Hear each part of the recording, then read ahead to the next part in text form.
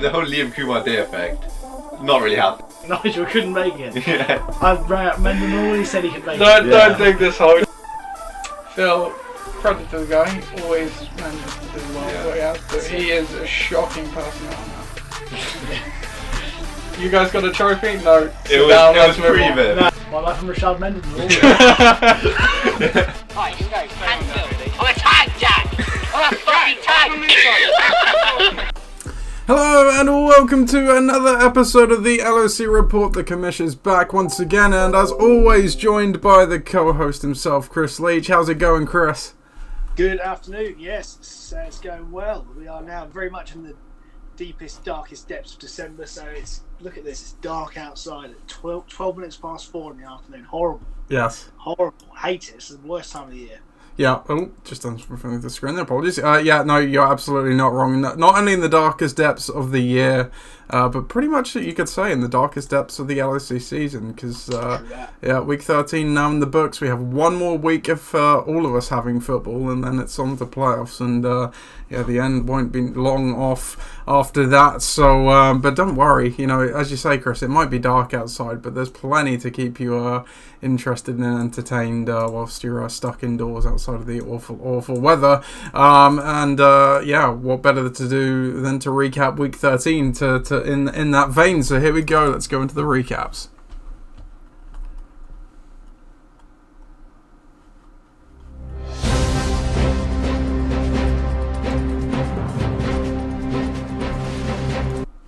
So, week 13, we kind of mentioned that there was obviously still a lot to play for in terms of playoff positions and everything. There were 7 teams effectively or realistically alive in the playoff race entering week 13. That number has now dropped to 6, though, so we'll obviously see what's happened there. Between that, we've also, while one team has dropped out, we've had one team officially clinch a playoff position. We don't know what playoff position yet, because all of the other playoff positions are effectively still up for grabs. Seeding is not in any way, shape or form decided, so we have got a fun, exciting ending to week 14 for the 6 teams that are still alive. And of course, 6 teams, so 5 of those 6 will obviously make it. There will be one unfortunate team who does not after the conclusion of the week 14 games, but we'll get to all of that when it's relevant. So we'll start off with the recap for the marquee matchup as chosen by you last week, Chris, which was Pakistan against UR Gold. It was the battle for the Southampton division. Both of these teams at 9 and 3 entering this one. The winner would take the lead not only in the Southampton division, but take the league's number 1 overall seed. And I think regardless of what happened elsewhere, they would have clinched a playoff spot. And the team that did that was UR Gold in impressive fashion. 163 points to 87, setting a new weekly high score right after I did the same the week before. And you're going to have to get CSI in on this one, because there are literal just pieces of Pat left on the floor at this point. 163 days, so massive score. Repeat everything I said about my score last week. Highest score since 2020, third highest since 2015. And my question to you, Chris, is where on earth did this come from? Well, that's right. Where did it come from? And you've got to think to yourself, this is where all the bits of the puzzle sort of came together all at the same time for Ollie. I mean, wow. 163 points. What a score! And it's anchored by everybody. We love to see double digits scored, almost double digits everywhere. Mm-hmm. Shame for Jason Myers to kick it, letting the side down a little bit there. But I mean, just a freakish week. Even guys like Laporte there scoring 20, Colts D scoring 21 somehow. Pardon Connor turning up. Metcalf going for 31 on that ridiculous Thursday night game, mm-hmm. And Purdy showing what he's got there, 37 points against the Eagles, who, well, were completely blown away, to be quite honest. So much for them being contenders in the NFC. So, I just think this was where it all came together. We've seen this team with the same components go for a third of this score, but this is where the ceiling is. Congratulations, and it's not often that you find that in your team over the course of the year, I have to say. No, absolutely. It's disappointing, yes, but there's nothing you can do about that. To get almost double scored on There's some nice points there from Alave and Kamara and Charbonnet particularly. Even not playing in defence didn't really matter this week. I think I don't know what that was all about, but yeah, it wouldn't have made a great deal of difference here anyway. You are gold. Well, for all of the hoodoo curse and mistaking that we had earlier on in the season, showing that they really do have a legitimate team and should be quite rightfully, people should be quite rightly fearful of this team as they go into the playoffs, because going into that with that sort of form, it's a scary prospect. Yeah, you're right. Like, it is obviously about how you finish the season as opposed to how you start it. For a lot of this year, as you kind of said, that they've been okay. My question to you was going to be, was this just one really good week where all of the stars kind of aligned and it came through, or are they actually kind of a better team than they weren't? I was going to bring up the recent schedule. They had an absolute blip week. I think it was the week before. Outside of that, they've been okay. They've not been, certainly nothing to suggest this was on the cards. You can see on the screen here. I mean, is this just a flash in the pan? Are they going to go back to what they were, or do you think they are actually going to be a bit of a stronger team here now down the stretch? I think that they have the components to be a strong team for sure. I think that there's a lot of offenses there that they've got. Where on their day, it's one of those things you could say on their day are excellent offenses, but when it's not their day, it ain't. And you look at Seattle, for example, have been really up and down all year. Arizona, much the same. The Dallas run offense, there's no way that Sam Laporte's scoring 20 points a week at the tight end, But again, crazy offensive game. And you look at the points totals there, There's a lot of close track meet kind of games that he's had players in that particular week, which certainly in this modern NFL we have seen this season doesn't tend to happen a great deal. But perhaps down the stretch where there's a little bit less to play for certain teams, then maybe we'll see a little bit less of a defensive display and more offense. But yeah, it just shows what they've got. And in fairness to him, he does have playmakers. You look at Purdy, Brown, Metcalf, Connor, Pollard. They can all do something on their day, but just their day doesn't always come together like this. For multiple quarterback scores and crazy points and that. So yeah, I think this is absolutely a flash in the pan. 163, but even if you took, say, as you quite rightly said, the week previous they scored 58. So if you can find a level ground in the middle, they're going to be quite difficult to beat. Sure. I think, I mean, like you said, the skill positions are awful. They're not all going to hit every week like they did this week. But I think Purdy has been more, a big part of the reason why more often than not they put up decent scores. Because he's been, he's the leading betting favourite for MVP right now. And then going to the other side, so with that, obviously you are gold. They clinch a playoff spot. Like I say, we don't know what regard of nature of playoff spot yet, but I'll come on to that all a bit later on. For Pat, he's still in the wildcard spot, but that's absolutely not secure either, depending on the results this week. So, again, I'll go into all of that. He can even still get the number 1 seed, so it's quite interesting. I will preview all of that. Like you say, not a bad week. I kind of feel like that while you are, as you kind of say, maybe you are gold, star is rising, maybe Pat Stans is fading a bit. You've kind of talked about how it's Pat's year, and for a long time it did look like Pat was one of the teams to beat in a really good team, but I don't know, the quarterbacks just don't seem to be clicking as much these last few weeks. Obviously Stroud's now lost Dell.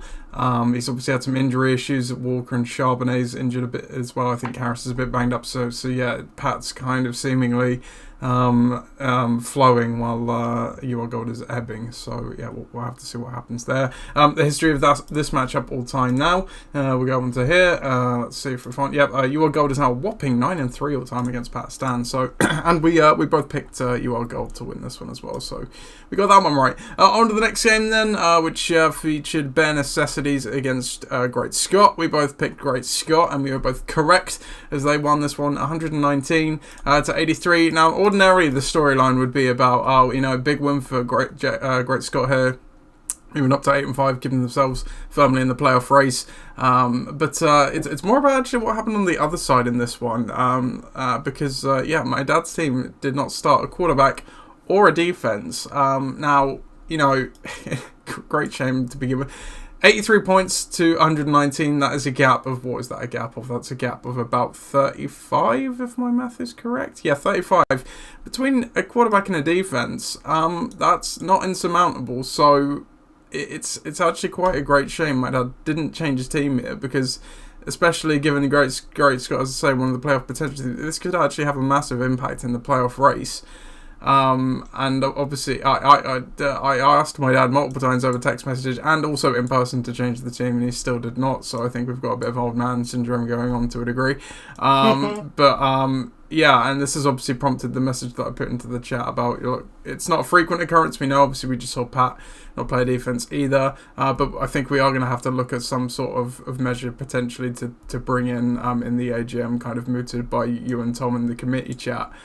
Because we just can't have, like, it's tough, because if this happens in week 3, you know, we look at it and say, well, like, okay, you know, this should be play, but at that time we don't know the ramifications. It's obviously this game happening in week 13, it kind of, you know, has much more magnitude, but equally has the same impact of it being done in week 3, so it doesn't really matter, because obviously you don't know what's going on then. But yeah, I mean, a bit of a gift for Great Scott, I think, all things considered, despite the nice score. Absolutely, and the biggest gift, because you're dead right, is that there was a route to victory. If you consider the Puka Nakua's on the bench, 20 down, 103, yeah, and then the quarterback score and a defense. I think there is a way that Ben Assessis win this game, as you quite rightly said, which is a crying shame, bearing in mind that Great Scott had 44 points and more on the bench as well. So it was definitely a high profile matchup. There's guys there that just weren't worth keeping. You know, you look at Gus Edwards and Hawkinson carrying a kicker as well. It's just bizarre. So yeah, I don't have much sympathy for that. And you're right, to avoid not playing one player like Pat did, I think tactically fair enough. But to not play 3 isn't great. And so in fairness, I think Brown did play, didn't he? He just put up a 0. Is that right? Well, all right. I'm pretty sure he played. Oh yeah, he had a big game. Fair enough. Okay, so not playing. All right, but particularly not playing a quarterback is a challenge. You know, no one can really expect to win a game without a quarterback. Even if the numbers do stack up there, it's 83 points amongst, you know, with carrying 3 players is quite impressive actually. But yeah, let's talk about the positives. Great Scott did really well here. Again.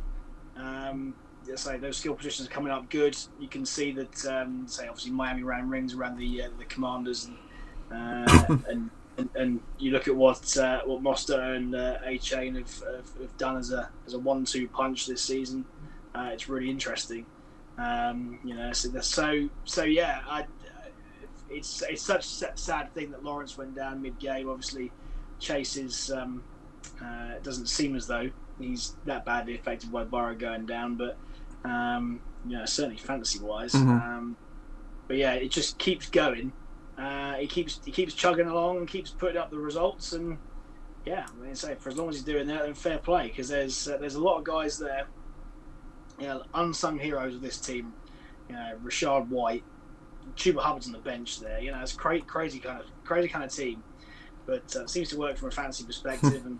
And that defensive score as well. Obviously, New England didn't do themselves any favors whatsoever. It's not a very good outfit in the NFL. But yeah, Great Scott somehow keep chugging along. Yep, indeed. Yeah, and you were talking about Lawrence going down. I mean, he did put 29 points before he went down in the game, so he still had a nice day. And he's been a large part of Great Scott's kind of resurgence over the last few weeks, because he'd kind of been the reason this team was being held back to a degree for much of the year.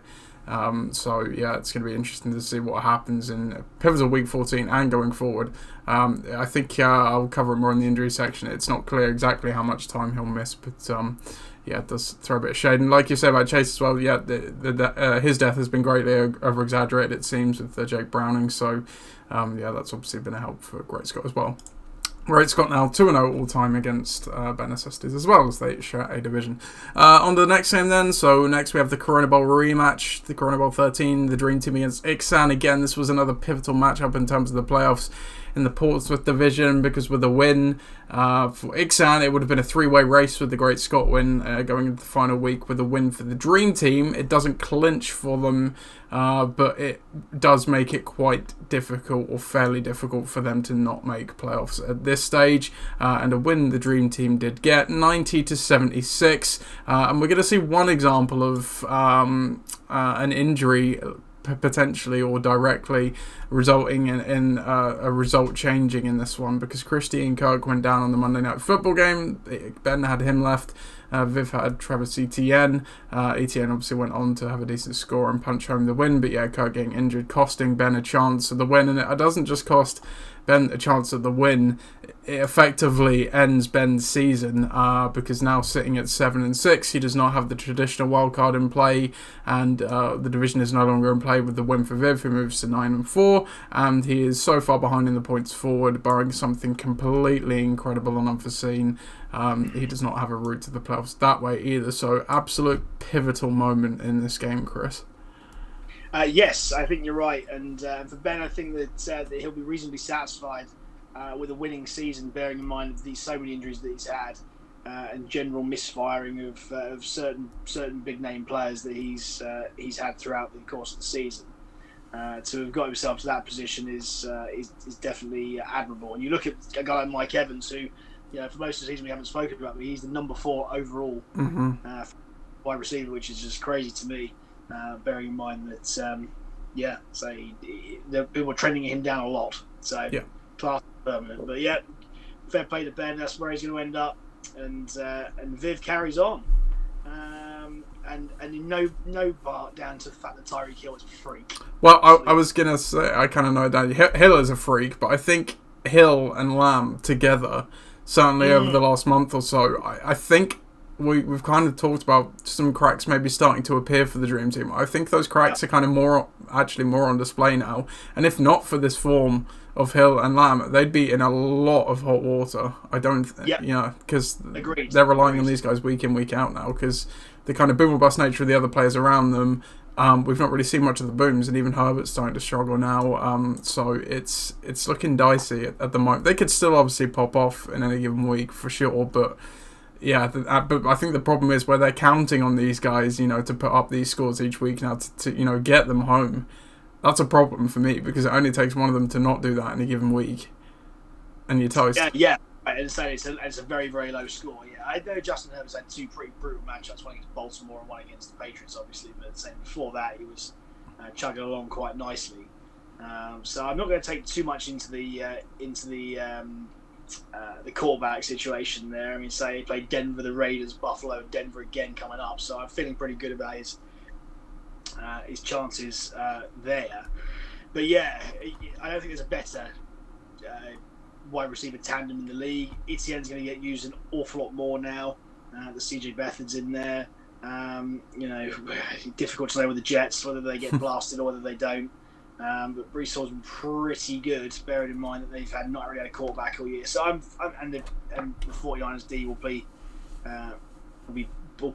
other teams other than Philadelphia every week. So you look at those saying that, you look at that as well. Seattle, Arizona, Baltimore, Washington. To be fair, if you get to the final, you play Washington in the Corona Bowl. Good. So yeah, I don't think that we should trend them down too much, and I think there's enough quality still there. But you're dead right. It takes a bad week from one of those 3 top players, Herbert, Hill, and Lamb, and then you're scoring below 90, and things are getting a little bit dicey. But I think this team has enough in the tank, just to still compete. But it takes, you're right. It takes those 2 to do it. Mm-hmm, sure.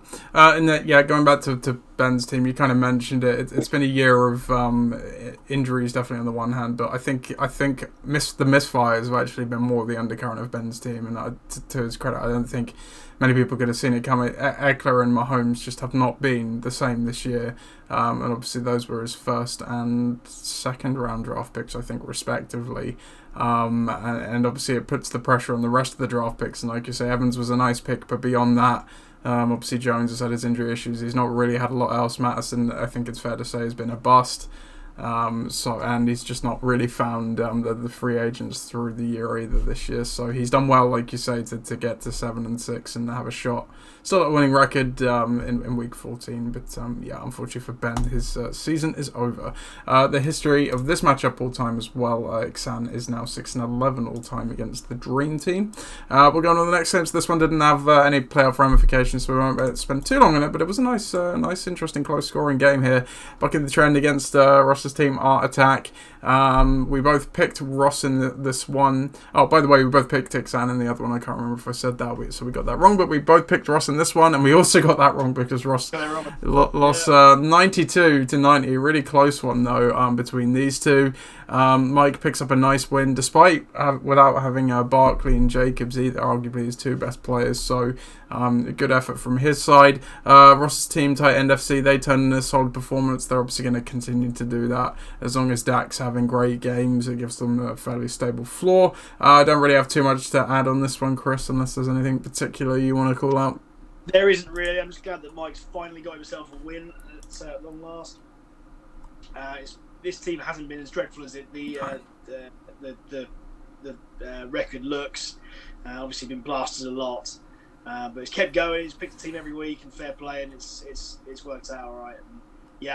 And I think just a little bit unlucky there. Ross's team has exceeded all expectations, I have to say, but in most part because Dak Prescott's been in that team, has been keeping the score high. But for both of these, say, regroup next year and see what happens. I think Mike's due a bit of a bounce back because that was a dirty year for him. Yeah, no, for sure. But he actually finds himself. I mean, it was looking very, very extremely bleak for some time, but now he finds himself with a tied worst record. With Ben Assisties at 3-10 on a 9-game losing streak, and it could actually, depending how the points and everything work out, he could actually find himself not even kind of in the bottom 3 or anything, depending what happens. So not as you say, but that's a bit more regression to the mean because absolutely the team has not been as bad as the record indicates for sure. On to the next game then. So this one again, another pivotal playoff game. Founder Bowl as well. Grenang against Bedetonators. Battle for the Winchester division. A win for my team would have clinched the division. A loss wouldn't have eliminated Ollie from playoffs because he's still in the points forward race, but it would have closed the door on the division and the traditional wild card. But Bedetonators gets the win here, 102-98. Really close game overall, and that puts both of these teams at 8-5. And obviously brings the Winchester division down to the final week in terms of the playoffs as well. Both these teams still alive, and we get a double one of these this week, Chris, because we both went and locked up my team. That's one for me, and here's yours. So and you know what, Chris? You know what? I'm going to do one more, and I'm going to go on a bit of a tangent here for a bit, and you can either jump in or wait till I'm done, and we can kind of reset it, because I'm going to do one of these for Tank Dell as well. So. And the reason will become clear because so we both locked my team, if you didn't get that part to start off with. So this was just I've never felt so much kicked in the teeth, because Tank Dell getting injured in the first quarter of the game.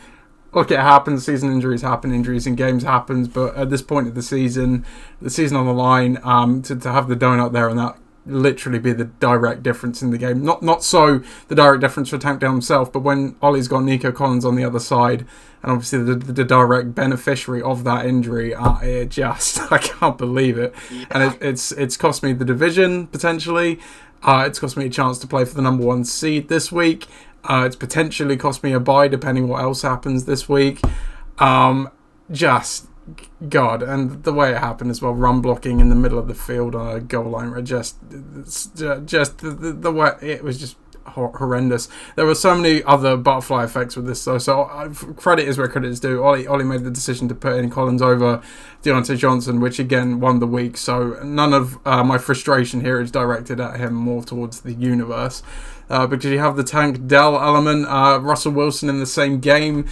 Denver driving down, they could have potentially got the game-winning touchdown, so he throws an interception. Again, that's the points differential there, potentially. Sliding doors moment I talked about last week, me picking up Zach Moss. If I don't get Zach Moss, I start Montgomery. He would have got more points. would have won the game. For me, we'll come back to that because Zach Moss also had something ridiculous like 8 carries inside the red zone, or even with the 5 yard, that's something crazy. Doesn't punch any one of those in. That changes the game. What else? Sean fucking McVay. The Rams could have kneeled out the game and they'd have won it. They decide to run in the touchdown with Kyron Williams. That gives Ollie an extra 6 points. That changes the result of the game here. I could have played Hill over Dell. That would have been pretty crazy. But, earlier in the week, I was sort of thinking about it with Dell's injury and stuff. Thought about Stafford maybe over Russell Wilson. That would have been the difference. If Allen wasn't on a bye, probably gets more than Russell Wilson did last week. That is just bad timing in that regard. So many things. All of these things a bit more, if woulda, coulda, shoulda. But the Tank Dell one particularly is the one that sticks in my craw, Chris. And that is me getting some venting out there, so you can go ahead and analyse and add anything else you've got. Quite right. I completely understand the frustration. But just to provide a little bit of balance to this, Ollie's 101 points is excellent. And yes, you're right. There's a lot of things that went his way, but to score, but that is a bag. Yeah, for sure. Hurts going well, Collins going well, will continue going well. Jerome Ford was a good pickup earlier in the year, as was Kyron Williams clearly. That little coaching twist between Johnson and Collins did well. But there's absolutely no doubt that Tank Dell's injury has cost you the game here. You're right. You could kick yourself about playing David Montgomery, but as things go, Zach Moss got every single rushing carry. 94% snap share. Pretty much every single carry. He got 19 carries in the game, so didn't do anything with it, but 19 carries in the game, fair enough. And say you want volume when it comes to running backs, and I think that's where it's at. The difference between him and Montgomery is that Montgomery scored a touchdown. That's the only difference there. So to me, it's one and the same, apart from the key indicators. So you were desperate and unlucky. Fair play to Ollie for keeping coaching and keeping on winning, and it makes life very, very intriguing. But there's no doubt that when there's every sinsingle player in that team is cooking, your team is excellent still. So keep it up. Yeah, no, I was gonna say Dell's. I'm actually not too. I'm less annoyed about losing Dell for the rest of the year as I am particularly losing in this game, which is a very weird thing to say and feel because he's obviously been great for my team. He's effectively been wide receiver 1, but the win in this particular week was, really pivotal, as I say, for the number of reasons in terms of my playoff chances and potentially getting the number 1 seed. Because, like you say, for the rest of the strength of my team is firmly the running backs. It's obvious and plain to see. And then I can fill that final flex position. I have other options to, go alongside of that. It just takes one, albeit very good option away, and the other options obviously aren't as good. But like you say, there are other stronger aspects of my team as well. So, that's a good point. We'll come on to something else sort of related to this and the Christian Kirk injury, but we'll save that for the debate corner as a quick preview there. History of this, I didn't do the history between Ross and Mike as well, excuse me, so we'll just dovetail back and do that. So Mike is now 4-2 all time against Ross's team, and Ollie is now 13-7 all time against me. Last but not least, we have Tom's Tyrants against Forge Flyers. So again, this one didn't have any playoff ramifications, so we won't spend too much time on it. We both picked your team in this one, though. We all had exactly the same picks everywhere, and even down to the locks last week. We both picked your team in this one, so we finished the week on a high. I think that brings us to 3-3 on the week overall, something like that. I probably need this music. It doesn't really matter at this point, but I suppose it officially classes as it. I think probably, Chris, the first time you've been on the right side of this music this year. You take this one 76-52. 3-game win streak to end the year. Forge Flyers now at 5-8. Tom Sides 4-9 on a 3-game slide. So, but look for your team, Chris. While it was a lower scoring game, if it weren't for Ramondre Stevenson getting injured fairly early on, it would have taken you out of scumbag win territory for sure, and you would have had enough to not have the music playing right now. Ridley potentially being without Lawrence for a bit of that game as well, obviously. Could have result, and obviously an oddly poor day for the Cowboys D, all kind of conspired there, but doesn't matter, you get the win. Tom, as we know, is very much on the beach, as are much of his players, because a lot of the guys that were great for him for much of the season are no longer so, and obviously he's not refilled the cupboard with other ones that are going to help out. Anything else you want to add to this one, Chris? Not really. Tom was, yeah, he's right. Tim was already flatlining, and to be honest with you, yeah, my team had a bit of a weird down week that we saw in the mid part of the season, but just about enough to get through. Finally, a bit of luck, and yes, that's it. Let's see if we can get to 6 and 8 and tie last year, because that's what we're looking for here. Yeah, carry that momentum into the next year, absolutely. Yeah, man. The history of this matchup all time now, Forge Flyers are now 9-9 against Tom Sarrant, so you level the series with that.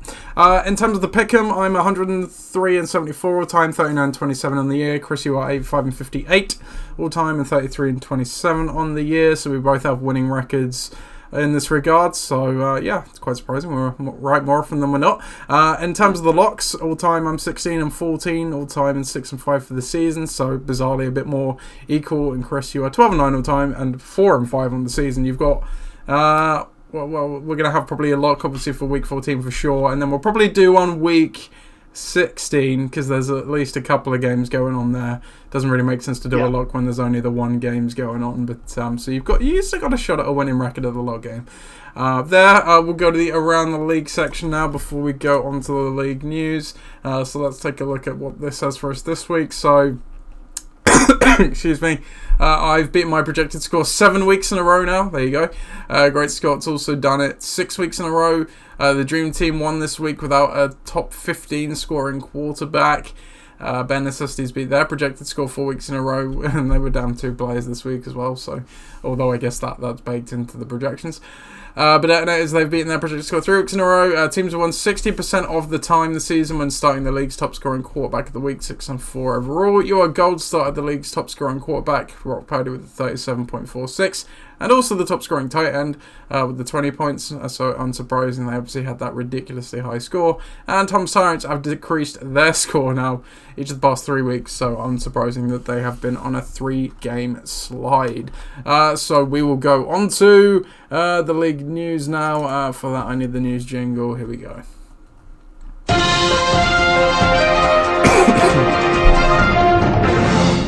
Yeah, so starting off the top here, Tank Dell, obviously, he got a broken fibula, which I believe is a bone in your ankle or the ankle itself. For my team in Gridiron Gang, he will miss the rest of the season.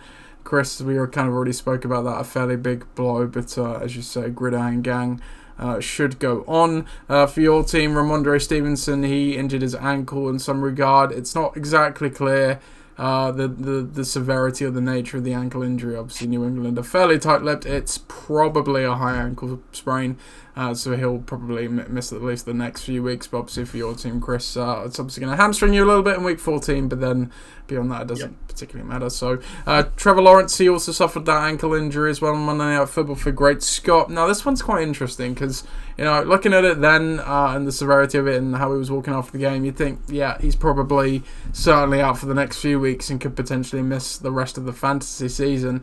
Bizarrely did practice on a limited basis, I think, yesterday.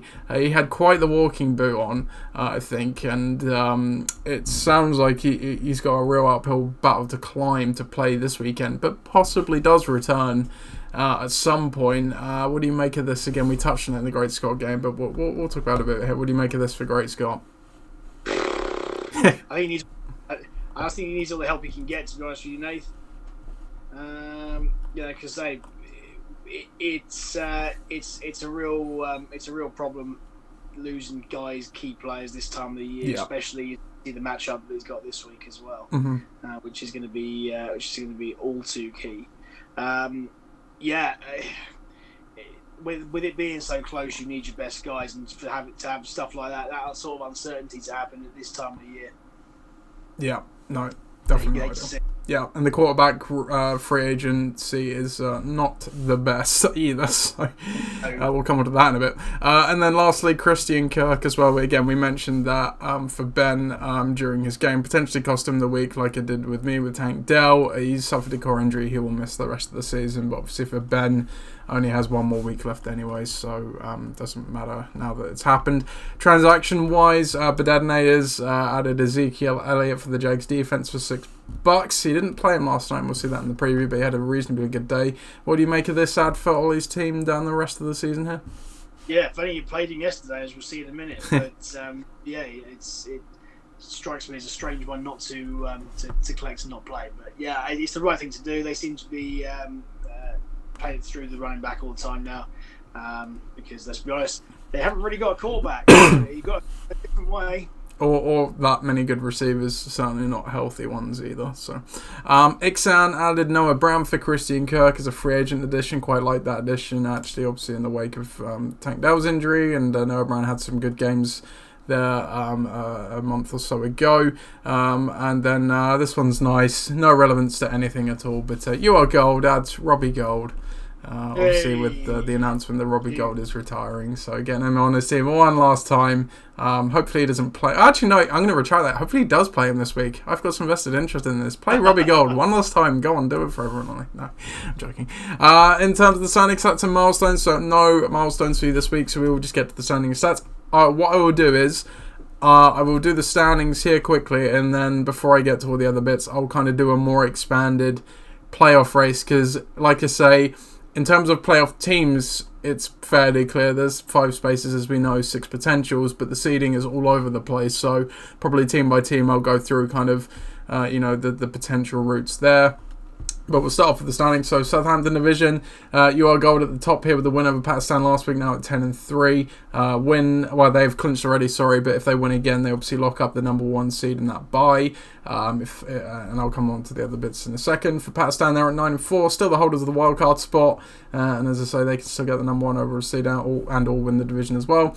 Forge Flyers and Tom Starrins at 5-8 with 4-9 there, respectively. Portsmouth division, the Dream Team stays ahead in this one with that crucial win over Rixan. They now move to 9-4, not clinched, but one step closer. Great Scott with their win overtake Ixan in wins, outright wins, and they sit at 8-5. Still in the playoff race. Ixan at 7-6. They're pretty much done now, playoff wise, and then Ben Necessities at 3-10 on that 9-game losing streak. My goodness.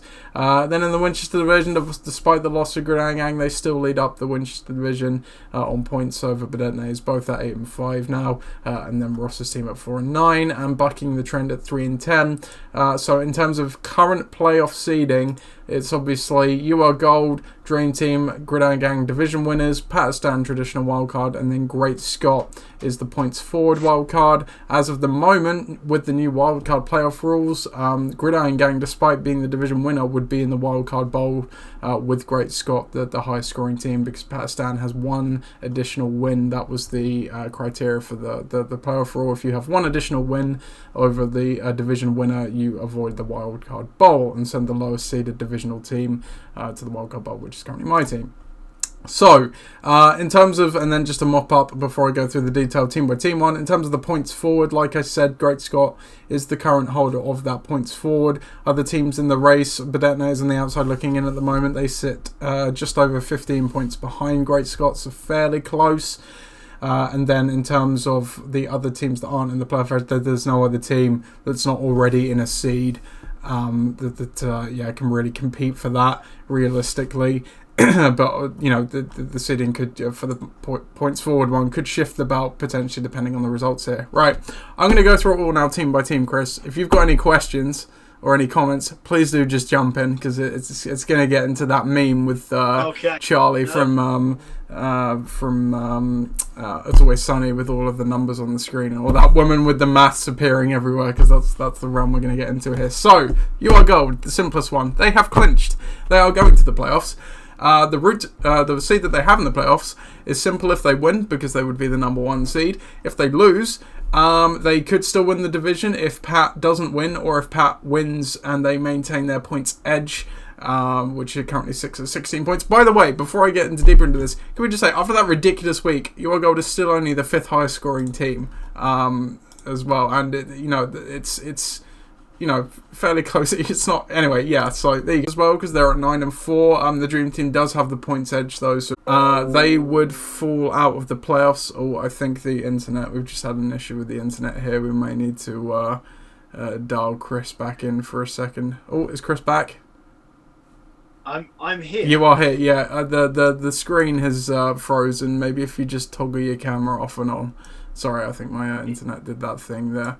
It has think it's definitely taking a dive somewhere. We can still hear you, and the stream still appears to be going. So Excellent. You can still hear me. I can still hear you. So. yeah, we'll just go with you frozen on camera. That's fine. So yeah, what was it? So yeah, Pat Stone if they lose, and then if Great Scott, one of Great Scott. So it's quite complex. Basically, yeah. So Pat are at 9-4. So if another, if Great Scott, Bedentez, Grenada, depending how that shakes out, Pat could end up missing out on the playoffs entirely. Is basically what I'm trying to say here.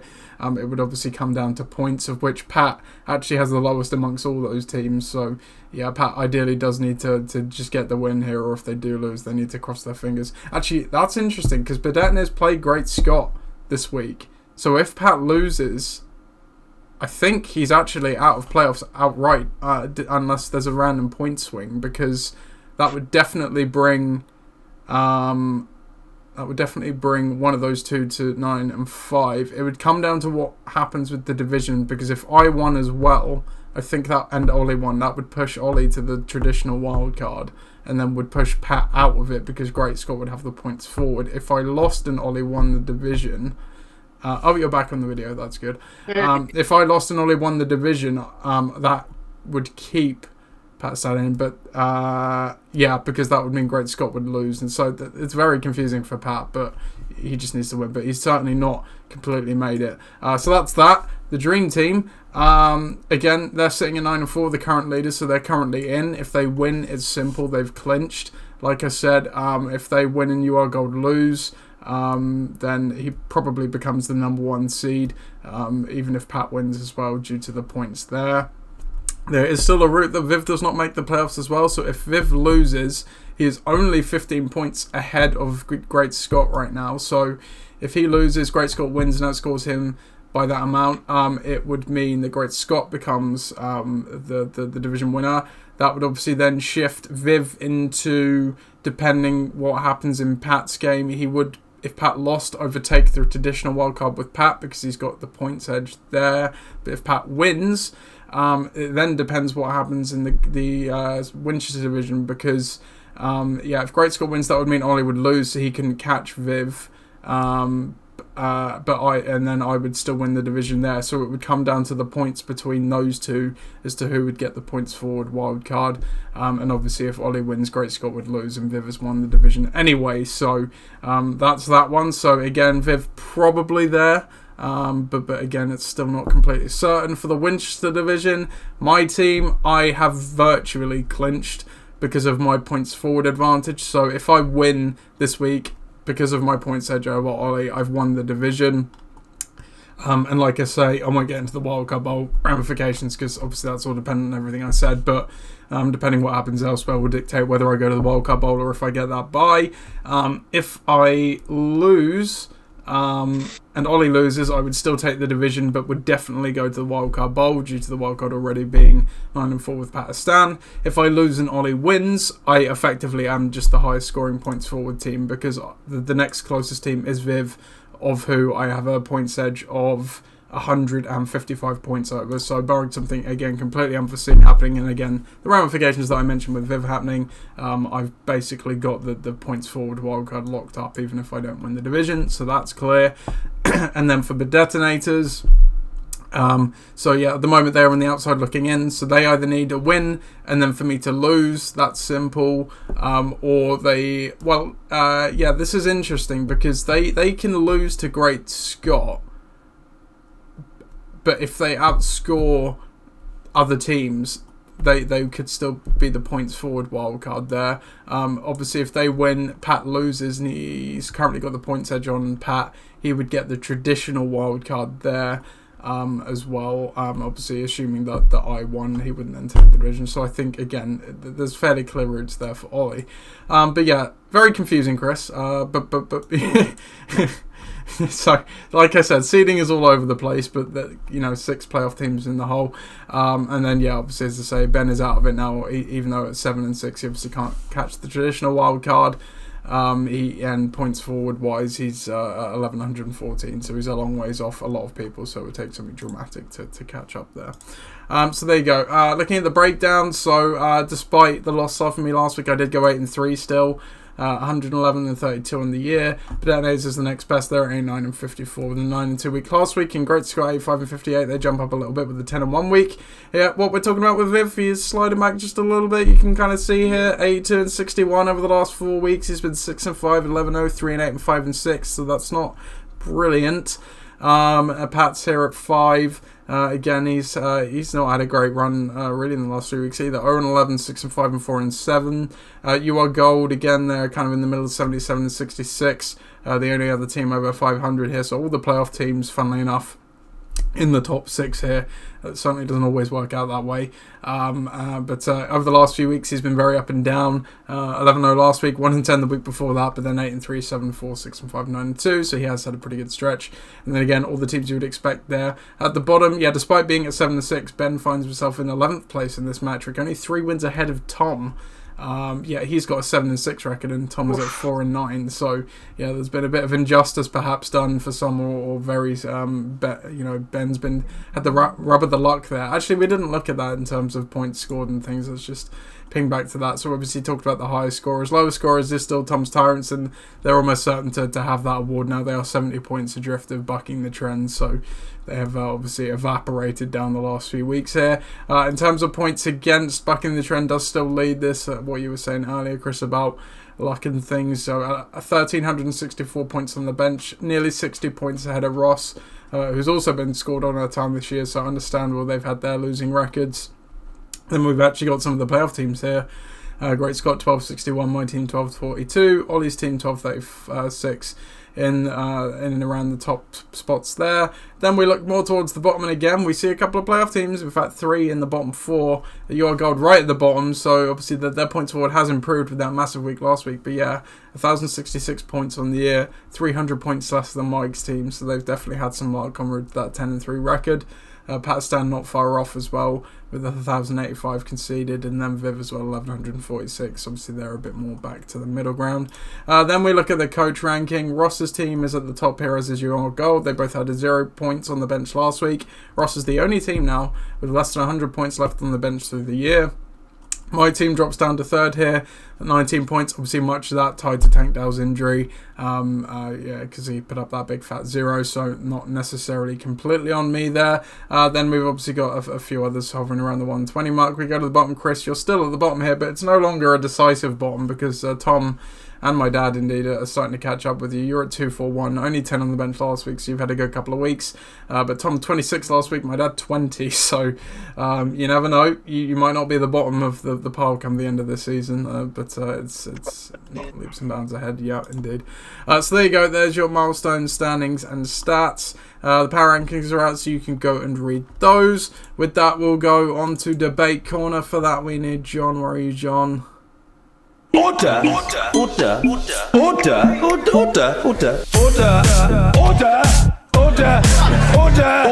Thank you, John. He's busy trying to tell Rishi that he really shouldn't scrap human rights laws to do the Rwanda migrant plan, but Rishi's got his airpods in, unfortunately, Chris, so... well, yeah. Indeed. So he's got to do something, though. True, yeah, no, true, yeah. Yeah, the migration thing, yeah, agreed. Yeah, the way they're doing it though is silly. But anyway, that's for the politics LOC podcast. Yeah. And debate corner, we don't need to be about LOC, you know, the in-season stuff too. Who's going to have the highest scoring team and blah blah blah stuff like that. No, we're going to revisit an AGM point that we had talked about this season, and there was some interest in this AGM point, but I think it was hard to conceptually figure out a way to implement it, and I don't think people necessarily realised quite how important or impactful it is. And this is going to circle around the Tank Dell and Christian Kirk injuries. I spoiled that. So when I was talking about the recaps about what we're going to talk about. So I raised this point in the AGM that we obviously have injury guarding in place for pre-game. If X player doesn't play, or if X quarterback doesn't operate as the starter or what have you, I would like to play whoever instead. Fine, simple, makes sense. We obviously want teams to field the best players possible. Completely makes sense. I raised the point of, well, we do that for pre-game, but if you suffer an injury during a game, obviously, you know, granted, it's a harder thing to do, and that's why we didn't do anything at the time, but it's obviously so impactful because you're effectively carrying a player, and it can absolutely. I see you're starting to smile, but I'll get to the point in a second here. But it completely turns the outcome of the game. We saw that happen twice in the same week, and no doubt it's probably happened at other times in the season. We've just not necessarily magnified it on it as much because it wasn't at such a crucial point of the year. Now, the points that were raised about how do you implement this are difficult because it's obviously not as clear a cut and dry as active, inactive, or operating as a starter and then putting up a substitute. But I think, and I'll mention what my thoughts of how we could potentially implement this, and obviously this is something that we'll probably talk about in the AGM again. I don't know, Chris. I want to revisit this point though, because I think there's some merit to it, because the whole point of it is we don't want games decided for something like that. If you pick a guy and he does shit, that's a coaching decision, and that's the game. If you pick a guy and he breaks his ankle in the first quarter and puts up a dud, that's something different entirely. That's the game. That's the game. I know you've been affected by it, but that's the game. And yeah, you can't change the rules on that. Say if a guy gets injured mid-game, much like if a breakdown happens in Formula 1 or someone gets sent off in the first half of the football match. Yeah, but those things are different, because if you get sent off, that's objectively something a player has done. That's the same as someone who gets ejected. That's because they've punched a guy or something like that, right? If your car breaks out, it's Formula 1, cars break down, that is part of you repair it and you get going, or if it's unfortunate enough, you stop. That one's a little closer, I'll give you that, but the red card one is different, because it's objectively something the player has done. You can't just do that. I just don't think I just don't think that you can just say, look, if my guy gets injured in the XYZ time, that you can go and sub in a player. It just doesn't work. But I just don't. I mean, you have this in normal football. You player gets injured, you have a substitute to bring on. It's not in fantasy, you don't. And, no. Well, you do though, because if you start a guy that gets, actually, it's the pre-game stuff. You're right, because if they don't get any points, then it automatically subs them. But if they do, if they don't play, then that's different. The FPL's basic compared to what we're doing. I would agree that if you start a guy and he doesn't play at all, doesn't even suit up, then there's probably a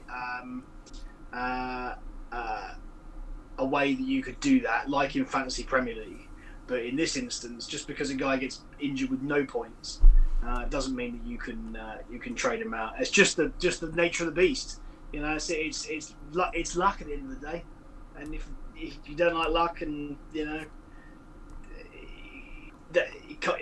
you can't take that, then that's the game. Don't play the game. That's all I can say. My point is it's luck, and luck is a lot of element of fantasy. I'm not completely disagreeing with that, but in that specific regard, it's something that it's completely different to you play a guy and he just is shocking for one reason or another. He gets a penalty flag and he doesn't get the 60-yard touchdown catch for pass interference because of that. That's different. And the way I proposed it in the AGM was, I think it is. Definitely think it is. Yeah, completely. Yeah. Is it? I don't know about that, to be honest. Yeah, I can't agree with this motion at all. I believe so deeply down that it goes against all facets of the way that we play the game. Is that if you implement this, then there's just where does it stop? Where does it stop? I appreciate that you're feeling that you've been stung by your last game by a guy going down in the first quarter, but that is just the game. Like I said, we'll discuss it in the AGM. And by the way, my thoughts of how we would implement this are similar to what I raised in the AGM, was that you would obviously submit like a nomination of, if you wanted a guy subbed in pre-game, so it's not a decision of, he went down, I'll just put this guy on my bench. No, you can't do that, obviously. It all has to be done beforehand, so it's all if this then that arranged already. And then in terms of the criteria are the hardest part of this, and I think, like I said, there was some interest in this in the AGM, but it was the terms of how do you police that, and the framework of how do you make a decision of when to take a guy out, because obviously, if your guy gets injured in the fourth quarter and he's put up 29 points, though, Trevor Lawrence, obviously that should stand, right, because he's already had the decent game. But on the other side of it, Tank Dell gets injured in the first quarter and puts up a donut, well, or Christine Kirk puts up 2.6 and he gets injured in the first half. So the idea of the framework would be that either the player plays, if they played a half, this is just in my mind, if they play a half, they're locked in regardless. So if they get injured in the second half, they've already played a half, it stands. If they score a touchdown, so they could score a touchdown the first play of the game, or first row of the game, it could be 1 yard, they get 6.1, but if they score that touchdown, they're locked in depending if they get injured later. Or if they score more than 5 points. So once they hit the 5-point threshold, they're locked into the lineup as well. Obviously, part of all that is they need to play the half, and then the other stuff comes into it as well. But that's my idea for the framework anyway. But we'll obviously talk about that in the AGM. So Absolutely. So, that was actually a debate this week, which I like. Exactly. Yeah. Well, I thought it was very pertinent, given that, like I say, if it was just my team or something, I would have been so, oh my god. But the fact that they're literally the same thing basically happened to Ben in the same week, it's crazy. I'm pretty sure this has been brought up because you got fucked over by Tank Dell's injury. I think it would be brought up. No, of course, no, yeah, but if it happened to if it happened to another team. Say it just happened to Ben, I'm probably still going to be talking about this because it ultimately changed Ben's outcome as well. Yes, I'm feeling the pain of it specifically, but if it happened to Ben, given this was an idea that I'd brought previously as well and something I'd kind of identified as a gap, like with the other injury guarding stuff we have, I would have been saying the same thing right now. If you say so. I do. All right then. So we'll go on to the week 14 games with that. So yeah, obviously the final game, regular season games of the year. We have a couple of playoff teams playing, or potential playoff teams playing each other, and then obviously, as I said, the seeding is to be decided elsewhere as well. There is only one. There's only one this week, Nate. Okay. There is only one. Right, I'll read it off and then I'll let you pick the one for the marquee matchup. So we've got Gridiron Gang against Your Gold, which, obviously could dictate who gets the number 1 seed, or, and we'll obviously have ramifications potentially of which team makes the playoff by which way. We've got Bandit Sisters Forge Flyers, which is a founder bowl but has no playoff relevance. Ixan against Tom Tyrants, again, no playoff relevance there. Pakistan versus Bucking the Trend, that's a box bowl. Obviously, Pakistan still vying for a playoff spot. But Detonators against Great Scott. This one is very interesting for the playoff race, depending on what happens elsewhere. And it's obviously 2 potential playoff teams pitted against each other, one of which is currently seeded, one isn't. And then Art Attack against the Dream Team, which is the Lockheath Junior School Bowl, I think. And then, obviously, again, Viv has playoff ramifications, but Ross does not. Which way are you going for the marquee matchup, Chris? Well, I said there's only one game, that's it, and I have to say, You Are Gold and your team is extremely interesting to me. I think that it's 2 absolutely heavyweights coming together. But I think for general peril, it's for Detonators Great Scott for me, because it really is a case of the winner of that takes it all. Yeah, absolutely. Cool. Okay then, here we go. Marquee matchup for week 14.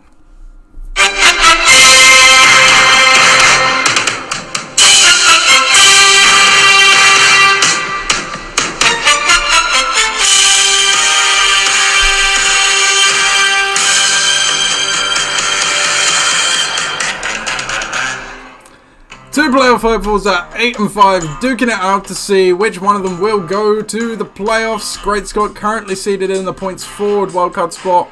Well, that's the one but Detonators is chasing by 15 points. Depending what happens in the Pakistan game, could dictate who would get the traditional wildcard, or depending what else happens in the division with the Dream Team and Gridiron Gang, could dictate these teams potentially winning their division as well. A lot on the line, but they face each other. Whoever is the loser of this is effectively eliminated.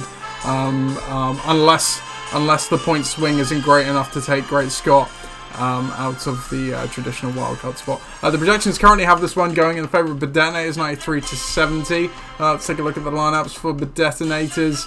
Devontae Adams comes in favour of DeAndre Swift. That is the only change. So they're going with the 20 personnel, 2 running backs, 3 wide receivers.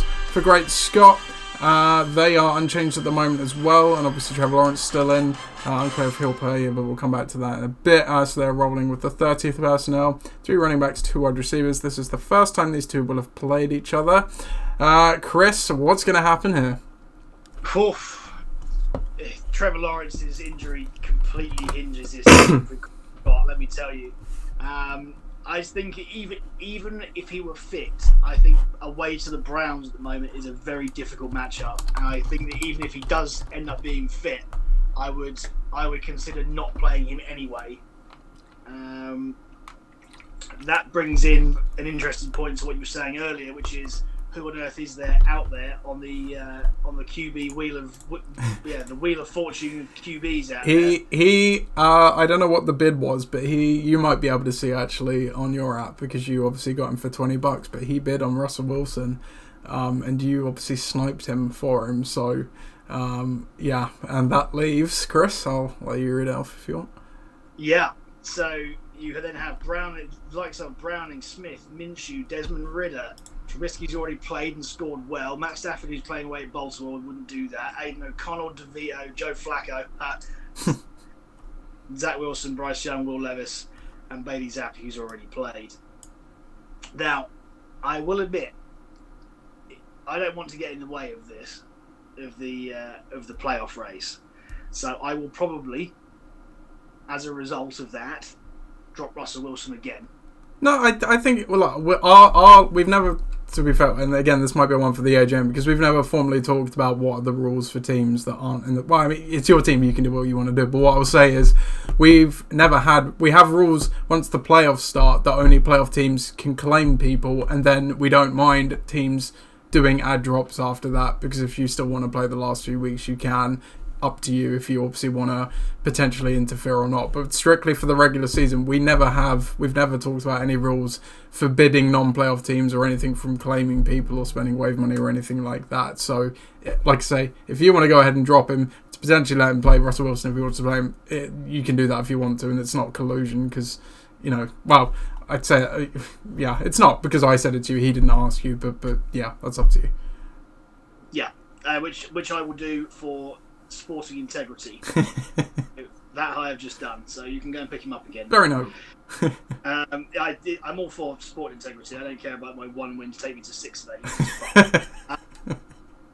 So yeah, there you go. I probably shouldn't have done that in the first place. So yeah, I'm going to pick up Gardner Minshew for a laugh. He was pretty good last week. Yeah, he was pretty good last week. He's playing the Bengals, which should be fun. So there you go.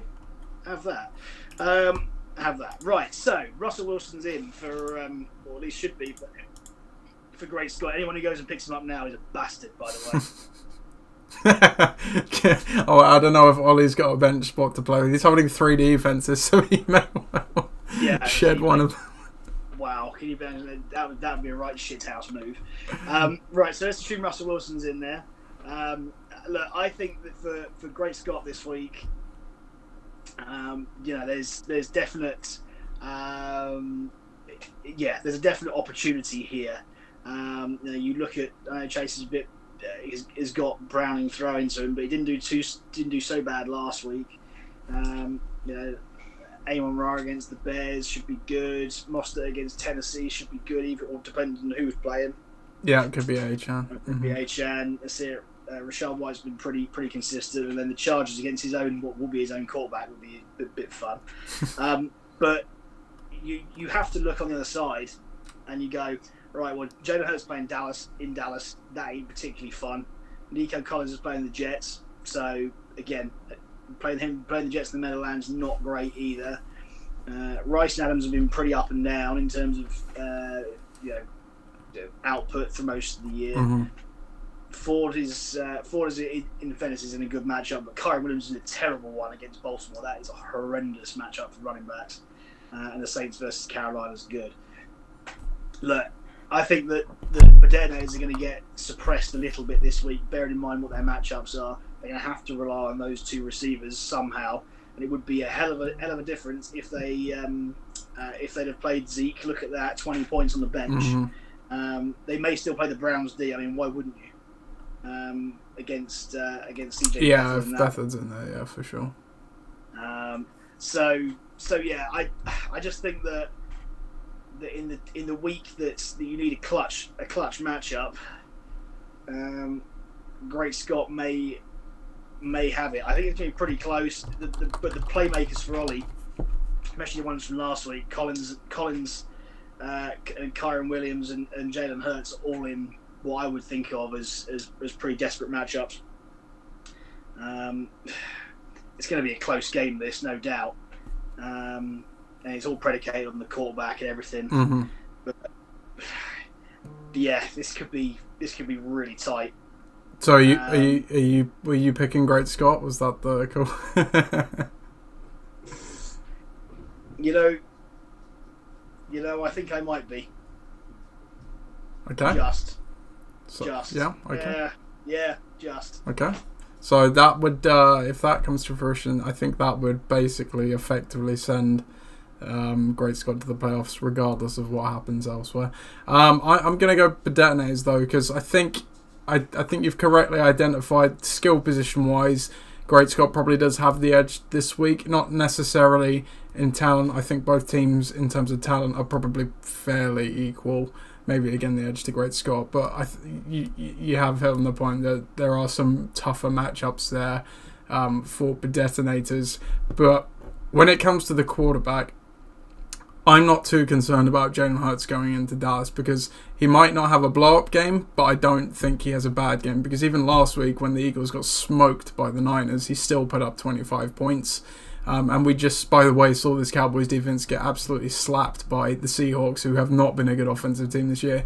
Granted, it was a Thursday night game. They've had the rest since then.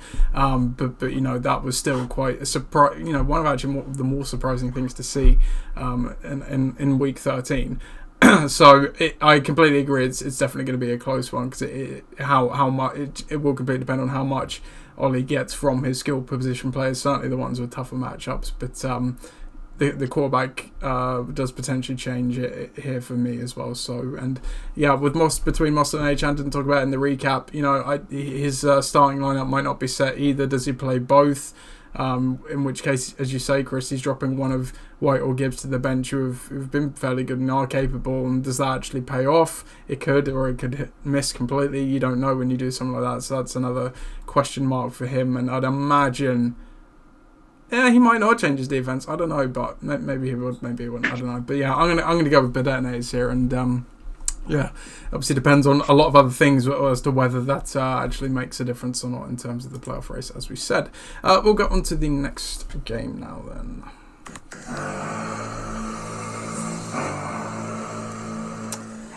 The tactic on the Dream Team here. Ross's team obviously not playing for anything in particular, but Viv, he could play spoilers anyway, but Viv, win and in is the scenario for him.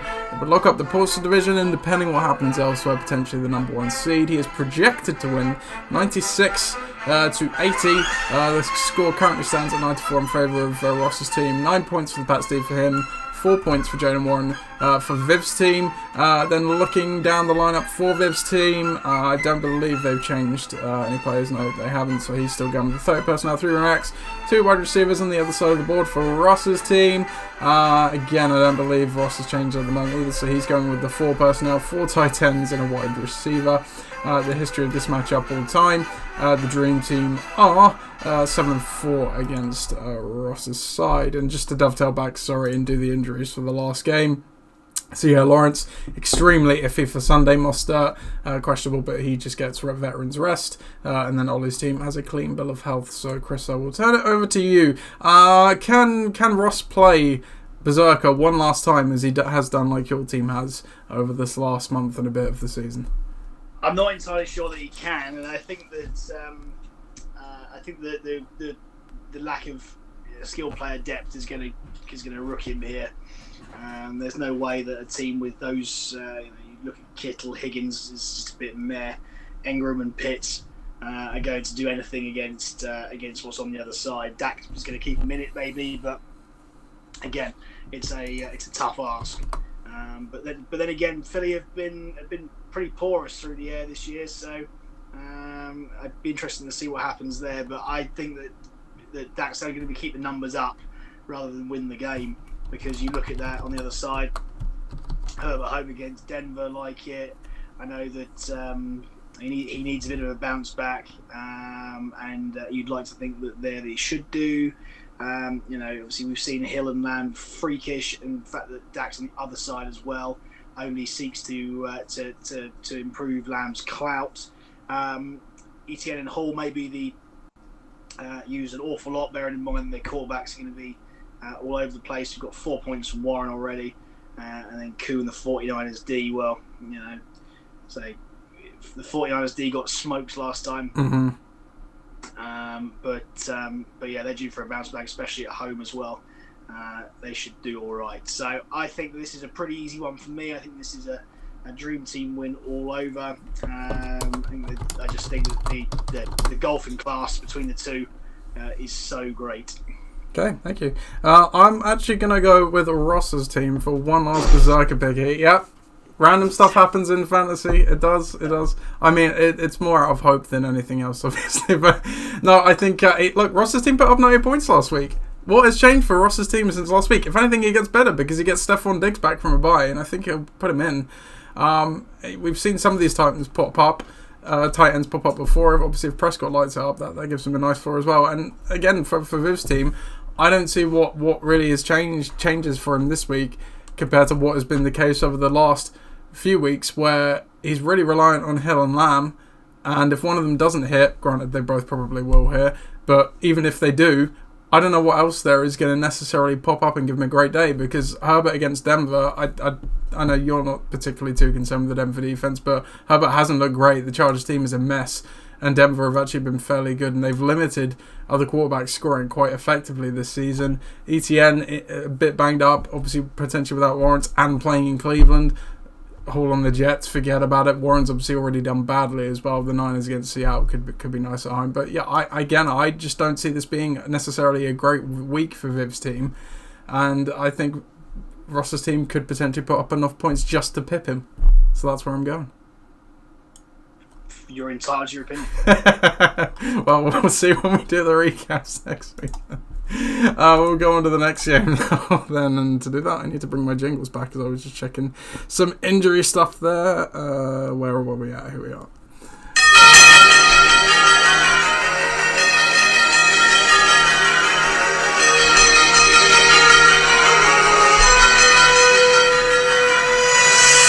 Gridiron Gang take on You Are Gold. These two have, well, one of them has officially clinched playoffs and Gridiron Gang virtually has, so these two are kind of sort of already in, but seeding is definitely very much on the line. A regular season title, which would be the first for You Are Gold on the cards, and Gridiron Gang obviously want to try and avoid the wildcard bowl if they can, and they need a win to do so, and projections say a win they will get.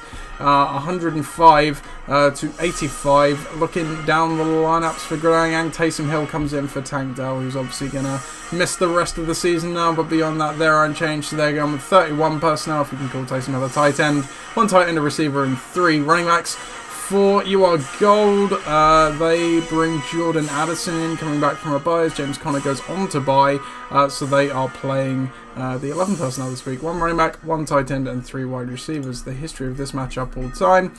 Gridiron Gang are 6-2 against You Are Gold, and I will just again dovetail back into the injuries for the last game because I forgot again.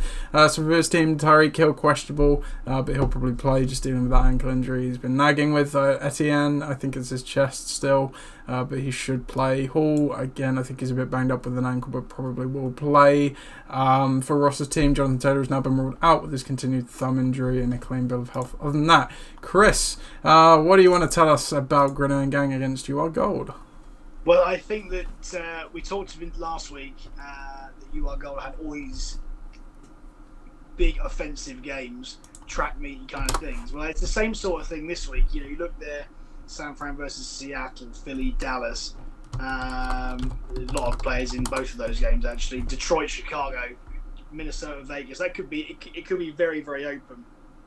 Whilst I think with the same thing for you really is that you've got Buffalo, KC, Miami, Tennessee, which is going to be a bit of a one-way street. So good for anyone who's got Miami players.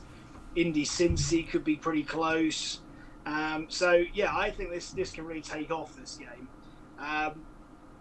But saying that, I think it's a very tough matchup for Brown, Metcalf, and Pollard, and those are the guys that really keep you going. I mean, Purdy's going to do okay, I think, but he's got CMC on the other side, so anything that he throws there is going to be an intriguing one. Mm-hmm. I think Laporta can't keep up with 20-point score, even though he's been very good so far. I think the Lions D will They've not been great, really. No, they won't do exactly. They won't do as well as I think that they would expect against Chicago. There, I think Chicago sense that they could probably do something. Whilst for your team, I mean, you just look at the Buffalo at KC straight away. Smacks be exciting. Taysom Hill's been again a very intriguing fantasy player. You'd like to think one will turn it on this week against Tennessee. Tennessee have been shite for the most part defensively, especially since the bye. And then, McCaffrey, Moss and Pacheco. I don't think in terms of 3 running backs you're going to get much more volume than those 3 guys. And all of them are absolutely paramount to their offense. And then Dolphins, who've been a scoring defense recently against Tennessee. Will Levis hasn't looked great. They've only got Derrick Henry, bottle him up, pressure the quarterback, and you're in. Justice for David Montgomery though on the bench. I know. I mean, it's crazy that he's. This is ridiculous, isn't it? That he's somehow the worst option out of the 4 running backs. It's not about justice because it's like he'd be in. Sorry, go on. No, there is no justice. You're right, but I think you've made the right choice in terms of who you're going for. I think it's going to be a comfortable victory for you. As I say, you've got all your offensive pieces in the right place. Yes, there are some intriguing matchups on both sides, but you've got just as powerful matchups as he has. Gridiron Gang all the way. Cool. Straight into the play. Thank you. I'm going to go ahead and lock my team up.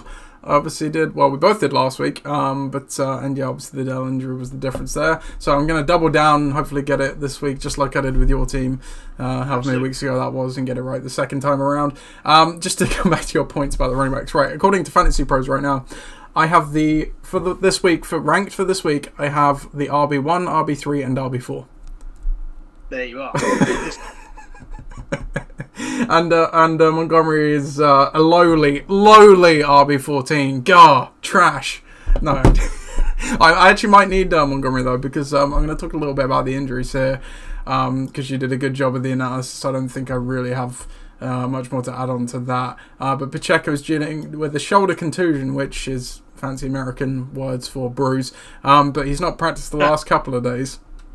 And I've just seen a post maybe suggesting that there are some signs he might actually not play. But, I mean, this is what I kind of talked to you about when I made the Zach Moss ad. Like, it was a bit of a luxury ad for my team. Okay, it cost me the win last week. But this is exactly why you make these kind of ads, because you don't know what's going to happen. I don't get him and Pacheco sits, and I'm starting to look at being forced into playing a guy like Cooper, Lockett, or Beckham. But no, instead I'm sat here and like, Pacheco sits, I'll play David Montgomery. What a shame, to your point, justice for him. So I'm covered there. Taysom Hill, he hasn't practiced for a couple of days either. That one is a little bit more interesting because, if he doesn't play, like you say, I mean, it's funny because we obviously limit the flex positions in the league to 3 running backs max. He is almost a little bit of a cheat code this year because he is effectively, almost playing as a running back. The amount of carries he gets, he's out-carried Kamara in some games this year, and he does get double-digit carries more from, so he's almost like an extra running back in some regard.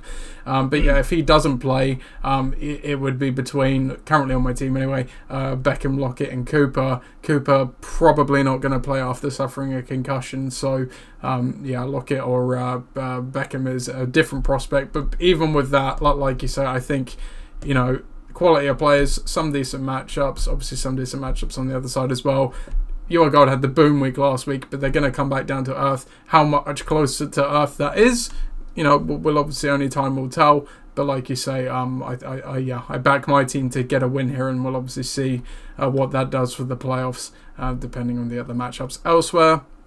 Injury-wise, we covered my team. For Ollie's team, just Rashid Shaheed, and I think he'll probably end up missing this week's game like he did last week there. On to the next game now then, and again, I went on to Fantasy Pros to find that thing, so I need to bring back the jingles, and here they are.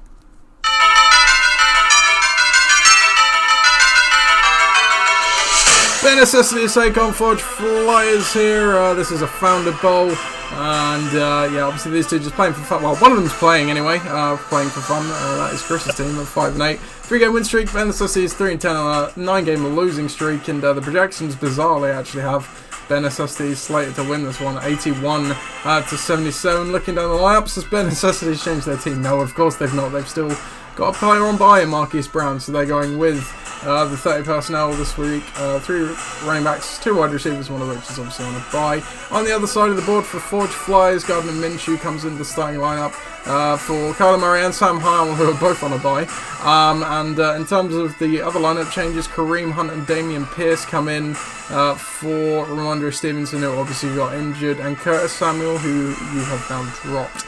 So you were going with the 30 personnel, 3 running backs, 2 wide receivers. History of this matchup all time. Ben SSDs are 8-11 against Forge Flyers. I'm very surprised at the I can't actually quite figure out why the projections have you losing this one, Chris. I suppose my dad's got some big hitters like Debo and Mixon and Robinson and things, and then obviously Lamar. It must be to do with that. You just must have some guys that are projected fairly low. I think so. I think Damian Pierce is only projected to score 4 points when he's the backfield leader. Yeah. So yeah, it doesn't matter. It's all good. Yeah, I think Ben Necessity is going to be carrying the player anyway, so happy days. Yeah, very quickly through this one, really. I think my team's been hit with injuries and buys just a little bit at the wrong time, but we've managed to just sort of just cobble together the team. I'm all behind Minshew Mania now in the last 10 minutes. And yeah, those 3 running backs are all very, very touchdown dependent, so I don't really trust anything there. On the other side, Dave's team is excellent. He's got excellent players in place.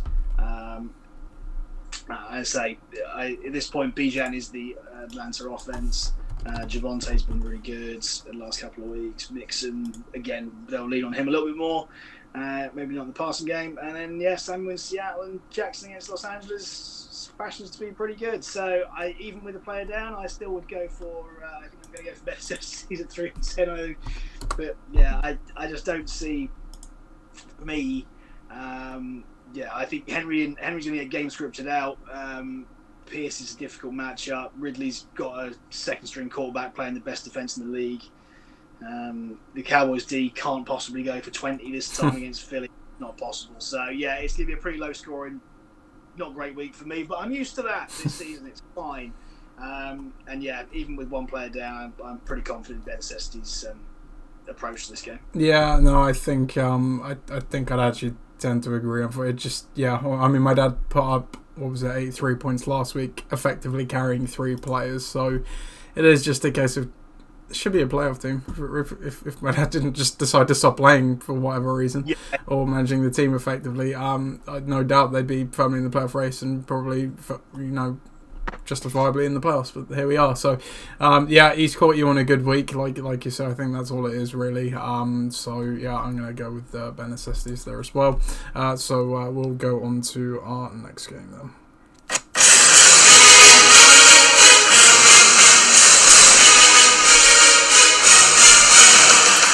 Another one we'll speed on through fairly quickly because Ixan take on Tom's Tyrants. Both of these teams are done when it comes to playoffs. Obviously Ixan, fresh off the playoff loss, will be looking to finish with a winning record at least. Projected to win 88-75 currently. Looking down the lineup, so for Ben's team, I think he might be unchanged since last week. Yeah, so he's still going with the 10 personnel, 1 running back, spread offense, 4 wide receivers. On the other side of the board for Tom's Tyrants, Jordan Love comes in over Derek Carr.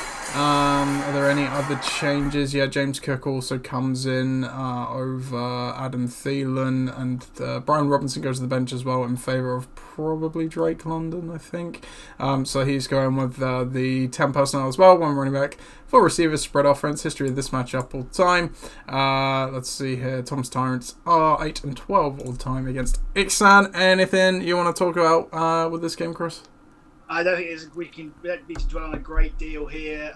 It'd be interesting to see what Jordan Love does this week. I think that he's a player that's very much in form, but Tom's scores being lagged down by Pickens and the Steelers D there, combining for 7 last night. Yeah, it's a shame really, because a lot of these guys had a lot of potential at the beginning of the season. Garrett Wilson got rooked when Rodgers went down. Keenan Allen needs to find a better owner. The Chargers are owned by someone who just does everything really cheap, and their coach sucks. Cook hasn't really hit the heights. And then on Ben's team, you look there, I think you're going to hang your hat on Mahomes, Evans, maybe a bit of Eckler. Cortland Sutton's been really good. Fancy-wise in recent times, and then the Vikings versus Vegas, it's fashioned to be a pretty good defensive outing as well. So I think it's going to be a comfortable win for Ben. I think Tom's team is in a funk. He needs a quarterback and somebody to step up out of nowhere, probably Keenan Allen, but I just don't think it's going to be enough to beat Ben. No, yeah, I'd agree. Jordan Love has been pretty good. Yes, yeah. Yeah, lately, but we'll see. And Allen has not, though. He's obviously coincided with Herbert's struggles. But no, yeah, I'll go with Xan there as well. So moving swiftly on then to our last game of the week.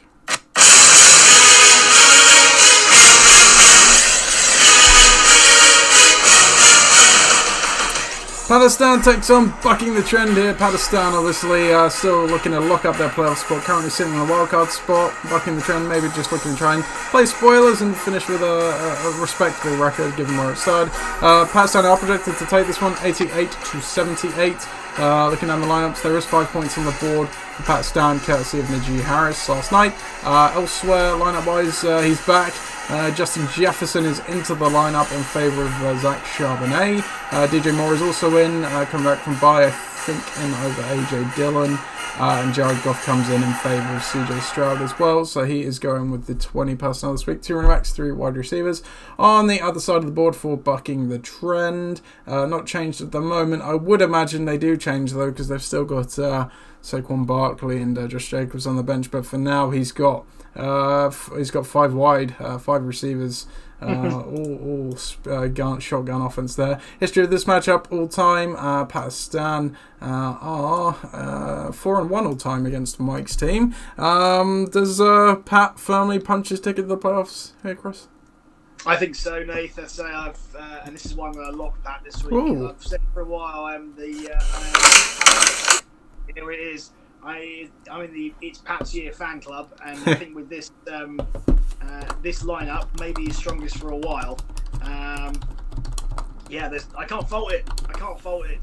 Goff's good. Goff's got a good matchup there. I like Moore in that. I like Jefferson in that. I like Kamara's usage recently, especially against Carroll, who complete disarray. Olave was good last week too. Matt Gay and the Ravens. The Ravens should beat up on Los Angeles as well. So I like it all. For Mike's team, yeah, it's been a tough year. But even bringing Barkley and Jacobs in, I'm not sure it's going to stem the flow here. It's clear that Tampa's got something out against Chris Godwin. With Romeo Dobbs, it's touchdown or bust. So I think those guys come out and leave Hopkins, maybe Smith and Pittman in. But even despite that, I think that Pat's team composition is more well-rounded, whilst Mike's going to rely on Tua and those 2 running backs, maybe a bit of Hopkins if they can turn up. He's probably good for a touchdown at the moment, especially as Tennessee playing from way behind. But for me, I think it's a comfortable Pakistan win. And I want to see this team continue going on, because I think now that Justin Jefferson comes back in, it gives an awful lot more juice to that offense. Yeah, no, I'm going to go with Pakistan as well. I don't quite know exactly what Pakistan we're going to see this week, but I think it's going to be, like you say, enough to beat Mike's team still, because, Justin Jefferson coming back, obviously typically plays first games back from the hamstrings. They're not at their full powers, but they have kind of babied him along, so maybe he's a little better than most. But also alongside of that, we've only ever seen him play with Kirk Cousins. We don't know what it's going to be like with Josh Dobbs, who was the star. There was obviously speculation that he might not be the starter for this game, but he was confirmed, so we'll just have to see on that. Like you say, the rest of the team's still pretty good, though. We don't know what quarterback's going to be suiting up for for New Orleans. That kind of has an impact both ways, I suppose, because Jamise is obviously a bit more of a gunslinger and I think better for Olave. But equally, that probably hurts Kamara a bit, but I think Carl probably helps Kamara a bit more, but hurts Olave.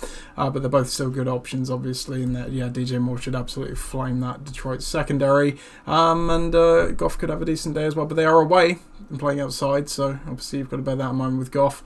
Obviously the Ravens do, like you say, good option. For Mike's team, I could see them having a good day, certainly with Barkley and Jacobs. I think Barkley and Jacobs, they've obviously got the volume, the ceiling perhaps not necessarily available, but they both certainly could have decent days, not necessarily the best of matchups with Jacobs. And then, like you say, he's got some other complementary pieces, which you can't really predict if they're going to turn up or not, but if they certainly can turn up potentially. And to where it's all about whether he gets those touchdowns or not. Did they just run them in, or does he get a few of those long touchdowns? Because they are not, it's really bizarre, because obviously they're such a good offense, but Tua just doesn't seem to get the touchdowns within that offense, not consistently anyway. So yeah, Pat for me as well. Injury wise, Olave questionable. I think he should be good to go. He obviously played last week coming back from the concussion, so I think it's a separate injury, but I think he's fine. Dylan, he's just still nicked up, but should play. Both Walker and Charbonnet questionable, the Seahawks running backs, but both did practice, I think, on a limited basis yesterday, so I think both of those will ultimately end up playing. And then a clean bill of health for Mike's team. And that brings us to the end of the show, Chris, and that's our last regular season preview for the year. Unbelievable. Yeah. It doesn't seem like that long ago since we started, but yeah, it's amazing how quickly 14 weeks goes. It does certainly fly. It is slightly terrifying. And with that, I mean, so yeah, obviously, as always, you're not only welcome to watch the games of mine on Sunday, but you are officially invited if you want to do so, as it will be my birthday. So, and obviously it's week 14, so it's a fun week to do that. So yeah, if you are out, please do join. And other than that, have a great weekend. Thanks for joining, Chris. Firstly, thank you. Have a great weekend, everybody. Best of luck in your matchups, unless you're playing me, of course. Goodbye, everybody.